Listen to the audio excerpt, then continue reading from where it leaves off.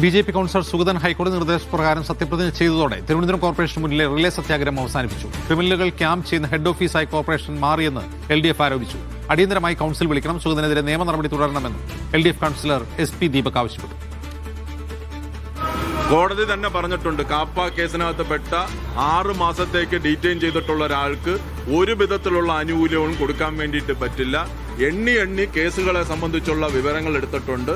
അത് മുന്നിൽ താൻ കൗൺസിലറാകുന്നതിന് മുമ്പ് ചെയ്ത കേസും എടുത്തിട്ടുണ്ട്. അതിന് കൗൺസിലർ ആയതിനു ശേഷം നടന്നിട്ടുള്ള കേസുകളും എടുത്തിട്ടുണ്ട്.